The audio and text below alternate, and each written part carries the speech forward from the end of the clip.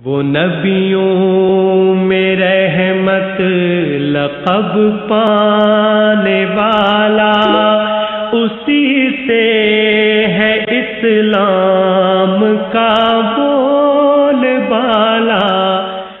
الحمدللہ رب العالمین والعاقبۃ للمتقین والصلاۃ والسلام علی سید الانبیاء والمرسلین وعلی آلہ واصحابہ اجمعین، اما بعد فاعوذ باللہ من الشیطان الرجیم، بسم اللہ الرحمن الرحیم۔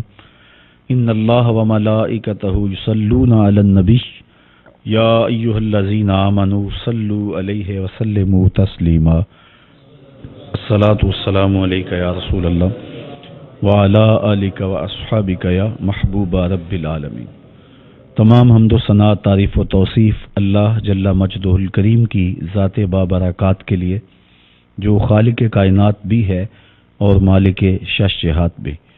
اللہ جل وعلا کی حمد و ثنا کے بعد رسول رحمت، نبی مکرم، اللہ کے پیارے، امت کے سہارے، رب کے محبوب، دانائے غیوب، مالک رقاب امم، فخر عرب و عجم، والی کون و مکان، سیاہ لا مکان، سید انس و جاں، سرور لالا رخاں، نیر تاباں، سر نشین مہوشاں، ماہ خوباں، شہنشاہ حسینہ، تتمہ دوراں، سر خیل زہرہ جمالاں، جلوائے صبح ازل، نور ذات لم یزل، باعث تکوین عالم، فخر آدم و بنی آدم، نیر بطحا، رازدار ما اوہا، شاہد ما طغا، صاحب علم نشرہ، معصوم آمنہ، احمد مجتبیٰ، حضرت محمد مصطفیٰ صلی اللہ علیہ وآلہ وسلم کے حضور ناز میں اپنی عقیدتوں، ارادتوں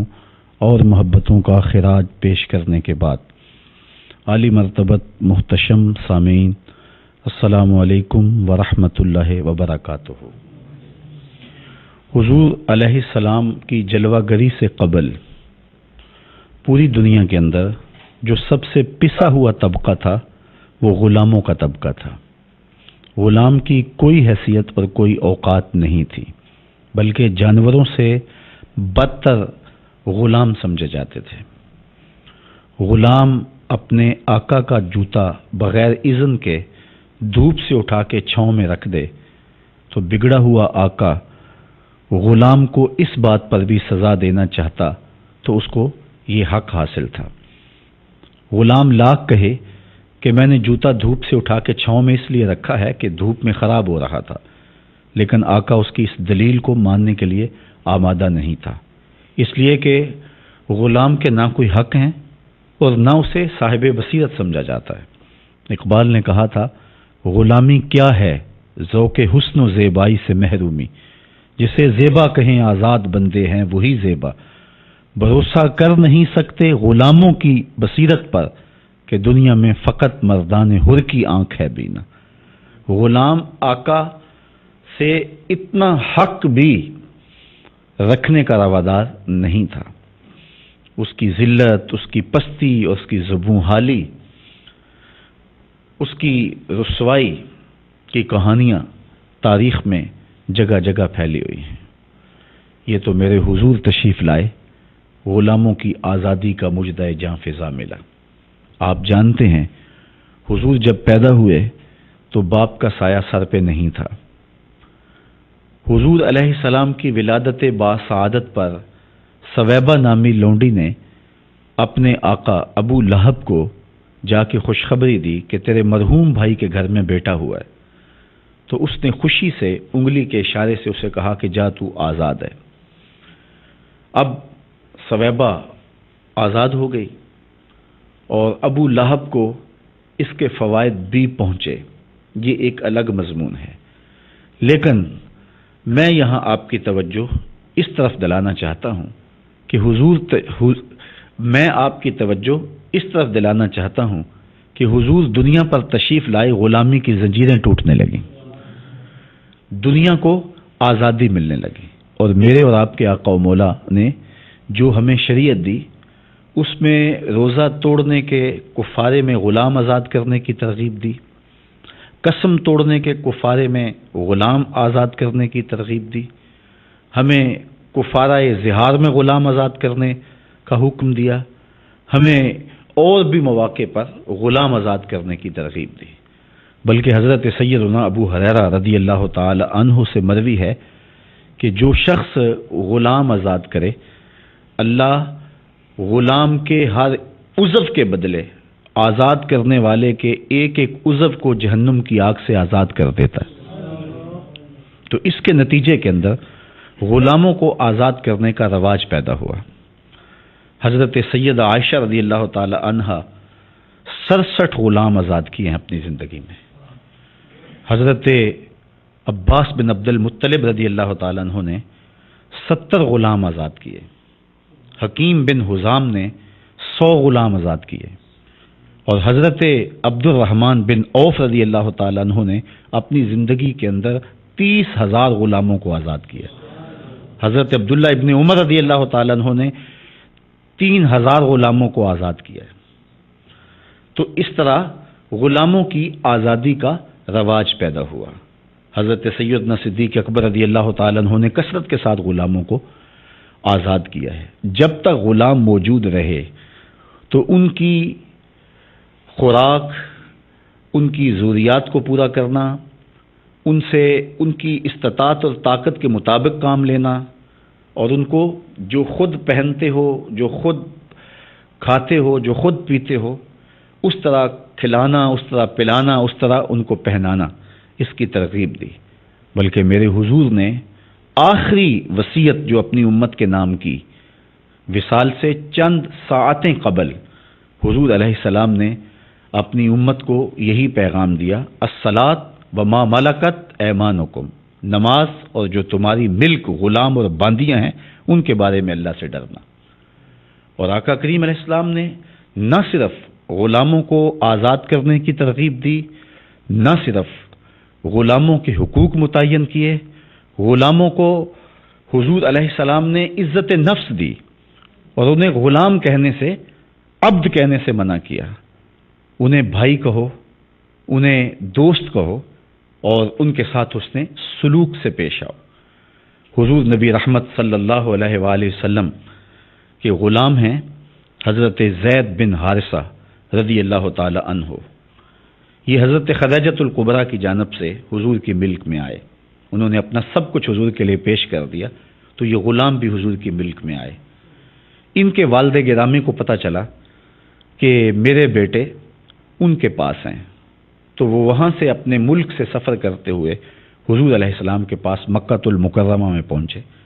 حضور سے مل کے کہا کہ میرا بیٹا آپ کا غلام ہے، مائن ہو کے جا رہا ہوں، میرے بیٹے کو یہاں محبت اور الفت نصیب ہو رہی ہے اور پیار مل رہا ہے۔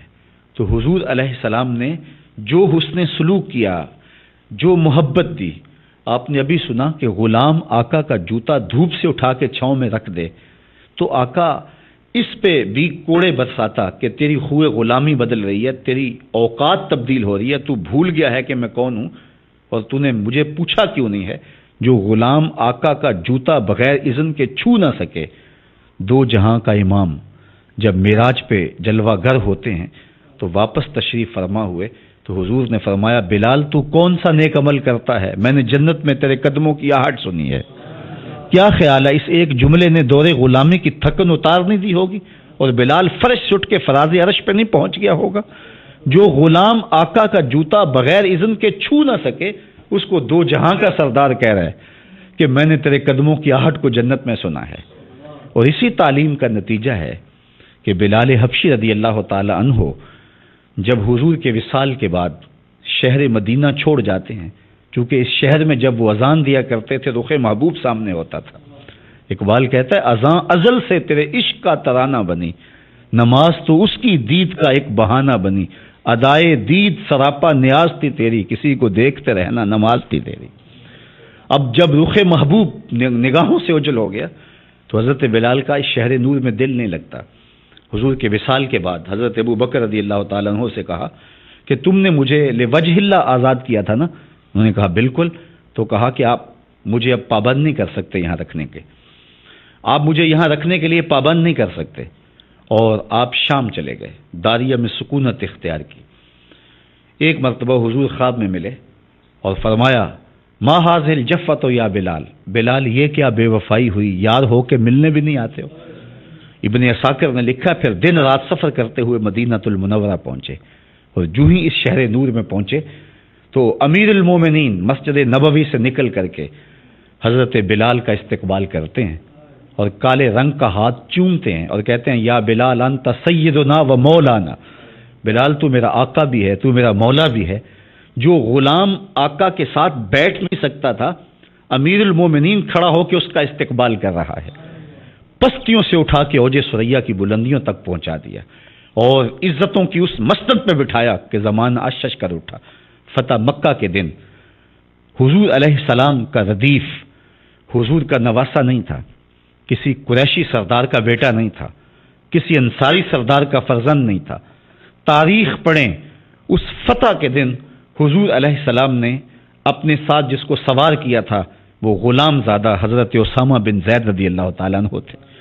ایک غلام کو اپنے ساتھ سوار کیا اور دوسرے غلام کو کعبے کی چھت پہ چڑھا دیا کہ بلال یہاں کھڑے ہو کے اذان پڑھو، گویا دنیا کو بتایا کہ محمد عربی غلاموں کو عزت دینے آیا ہے، جو پست اور گرے ہوئے ہیں ان کو اٹھا کے اوج ثریا کی بلندیوں تک پہنچانے آیا ہے۔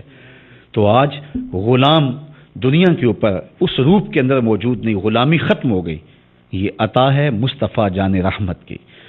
اس لیے جب موسم میلاد آتا ہے تو حضور علیہ السلام کے احسانات جن کا ہم ذکر کرتے ہیں ان میں اس احسان کا بھی ہمیں ذکر کرنا چاہیے کہ اگر حضور تشریف نہ لاتے تو آج دنیا غلامی کی زنجیروں میں جکڑی ہوتی۔ کبھی آپ نے منڈی مویشیاں میں دیکھا ہوگا کہ جانوروں کے منہ کھول کے دیکھا جاتا ہے اس کے دانت کتنے ہیں تاکہ اس کی عمر کا اندازہ لگایا جا سکے، اور اس کی کمر پہ بوجھ رکھ کر کے بوجھ لاد کر کے دیکھا جاتا ہے کہ یہ کتنا بوجھ اٹھا سکتا ہے۔ یہی انسان کے ساتھ ہوتا تھا، دنیا کی منڈیوں میں انسان بکتے تھے، انسان کو عزت دی، توقیر دی، احترام دیا تو یہ آمنہ کے لال نے دیا ہے، یہ میلاد والے رسول نے دیا ہے۔